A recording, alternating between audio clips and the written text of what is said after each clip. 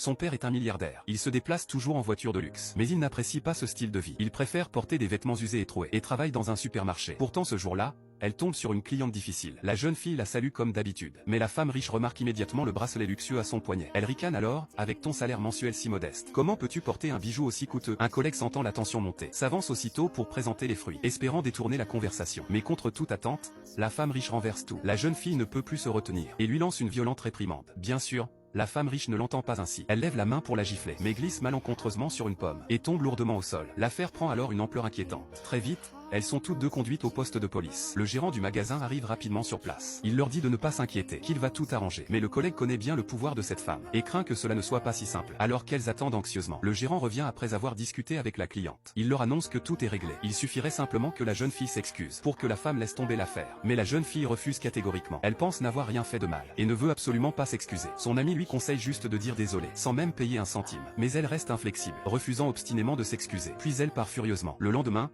le gérant vient la voir à nouveau, espérant parler calmement avec elle. Mais dès qu'elle entend parler de l'incident d'hier, elle n'a pas envie d'en discuter. Peu de temps après, la femme riche refait son apparition. Le gérant la salue poliment. Puis, en tant que responsable du magasin, présente ses excuses officielles, espérant qu'elle accepte de laisser tomber et que tout cela s'arrête ici. Mais la femme est très exigeante. Elle affirme qu'à moins que la jeune fille ne vienne personnellement s'excuser, elle continuera jusqu'à fermer le magasin. Face à la pression, le gérant retourne une fois de plus vers la jeune fille. Mais elle ne semble pas comprendre la situation délicate du gérant. Elle sourit ironiquement et demande: c'est encore pas réglé? Le gérant répond sérieusement: tu peux juste t'excuser, c'est tout? La jeune fille répond sans hésiter: jamais. Le gérant secoue la tête, impuissant. Je ne veux plus te voir ici. Ces mots la laissent complètement abasourdie. Elle pensait que l'homme qu'elle admirait prendrait son parti. Mais maintenant, sa déception est immense. Les yeux remplis de larmes, elle ne sait plus quoi dire. En rentrant chez elle, elle est submergée par la tristesse. Depuis, elle perd tout intérêt pour tout. Même si elle vit dans une villa luxueuse, avec des domestiques qui s'occupent d'elle, elle ne ressent aucune joie. Jusqu'à ce que son téléphone sonne soudainement. Elle décroche, c'est le gérant qui appelle.